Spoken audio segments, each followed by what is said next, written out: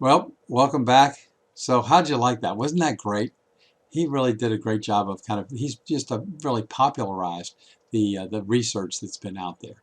He's done a great job of doing it and brought this to a hell of a lot of people. And it's a great contribution. Back to this, what I claim the wrong question. We're going to get rid of the wrong question and admit that people are genetically pre-programmed to collaborate together. This is the power of the human race. What if we just got out of the folks' way? What would it look like? Well, we wouldn't do either one of these. They'd go away. The question goes away.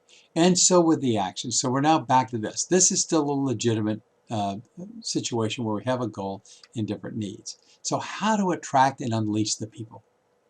Let's ask that question. Because if we could, wouldn't we get both of these needs met?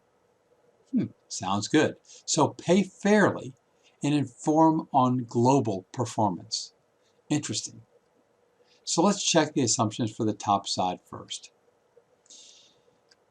Yikes, this one has lots of parts, so let me check them carefully one by one. The first part is to pay each person fairly. That doesn't mean everybody gets paid the same. It's paid fairly. Pay should bear some resemblance to what the market outside of your company pays, and consider also the damage that might be done if the person takes a job elsewhere. So if you're going to lose a person that you're underpaying, you may think, gosh, I'm doing great here because I'm getting away with something. But if they leave, and they frequently don't leave and tell you before they're going to leave, then poof, they're gone and you have to retrain somebody else, and they may not ever be as good as that excellent person. So pay for what feels fair.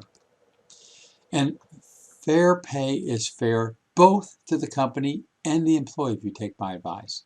So suggesting that the company may not always be able to pay the most, at least not in terms of money.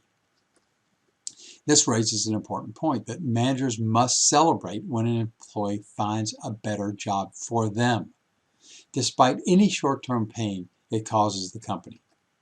And the employee must know the manager's looking out for him and her. How else would it be even conceivable that we could build trust? This includes helping the employee decide if the pay plus job satisfaction, autonomy, mastery, purpose from Dan Pink's work, will be better at the new company. Second thing, autonomy. It means several things. A, employees are given training not just on their job, but on how their work contributes to the whole. B, employees are given enough freedom to make mistakes from which they can build mastery. C, employees are given authority matching their responsibilities, and a test that proves this is not yet done is when the manager still lives with firefighting. If there's firefighting in your organization, you have not provided enough autonomy to your people. They know what to do. Next one, overworking is a huge problem.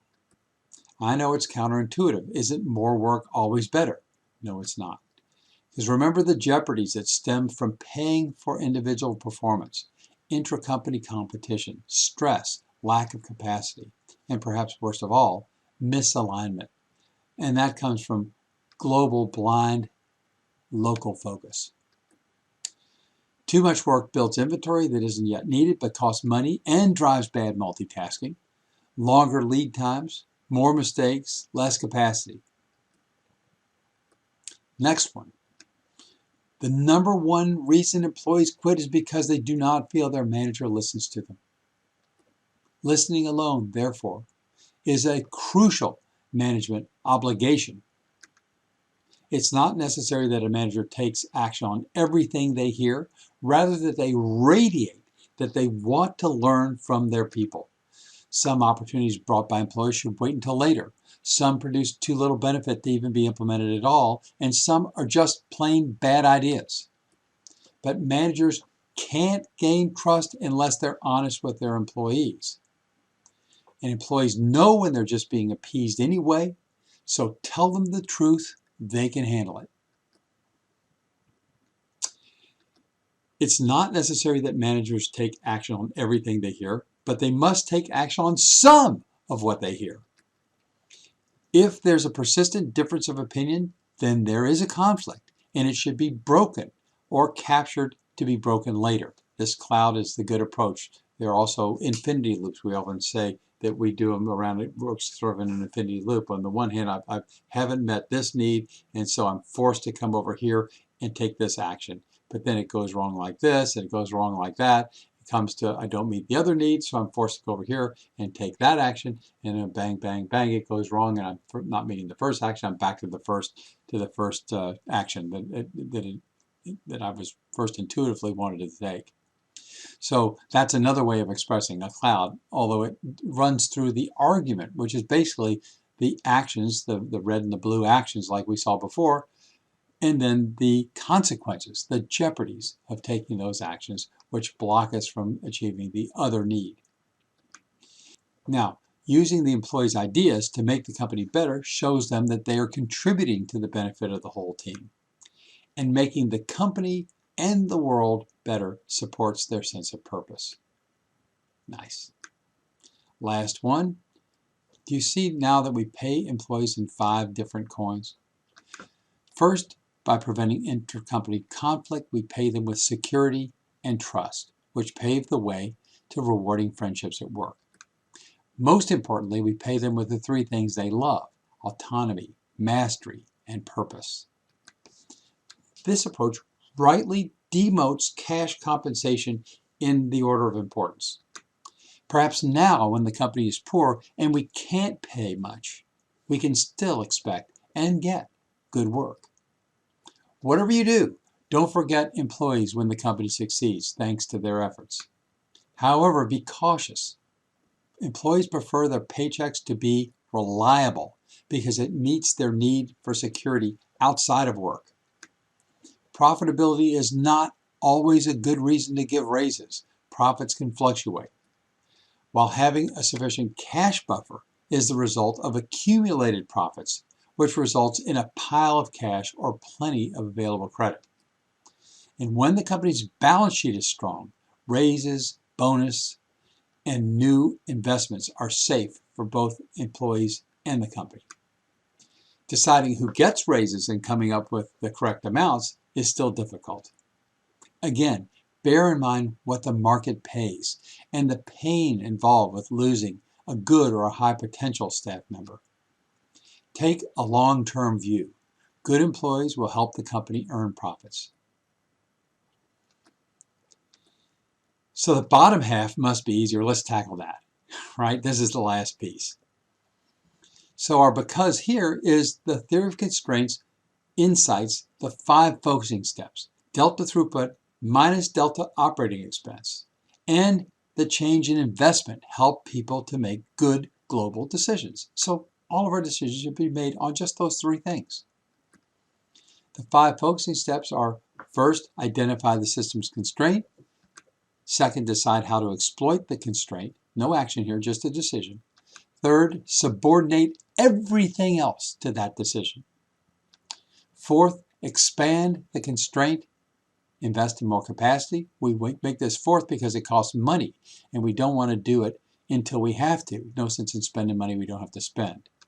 And then fifth, if the constraint ever moves, start again at step 1, and don't let inertia stand in your way of recognizing that the constraint has moved. Just because it was the constraint doesn't mean it always will be. Check. Doing the 5 focusing steps restricts overproduction, establishes buffers against variation, and keeps everyone focused on the highest value work. An initiative adds to the company's profits when the change in throughput is greater than the change in operating expense. Improvements can be considered using the ratio of their change in profits to the required change in investments. Next, employees are no longer confused by allocations of cost that are not only hyper-complicated, but also just plain wrong. Products and product lines no longer earn net profits. We should not be calculating that way. Customers no longer earn you a net profit per customer. We're not doing that. Some division is no longer most profitable of the other divisions. It's all together that they work, and it works. It's the whole company that earns a profit, and it's the only entity that earns a profit. And it's the job of everyone in the company to pitch in and make that net profit grow. The whole thing. Sweet. So, here are becauses. Now what we're doing is attracting and unleashing people. The solution is far easier. The benefits are huge and it costs less than you're paying now. Can you let go of trying to fully utilize each employee? It's a question because I'm not sure you can. Will you ease some slack into your company? Because if you take this approach, everybody wins.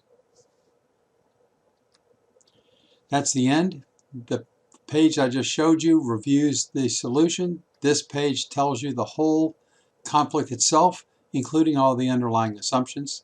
If you want my slides, let me know. You can just go through this. It told you everything. You didn't really need me to drag you through this for 30 minutes, but it's a way of getting the message across. And you got a chance to meet Fred Kaufman and Dan Pink. So go out there and make this happen in your company. Stop being an Ebenezer Scrooge. Make something happen. Everybody loves you when you do it this way. It'll be great. Great results. The company blows up and becomes more effective, thrives. Anyway, I'm inspired by it. I hope it does the same for you. Bye-bye.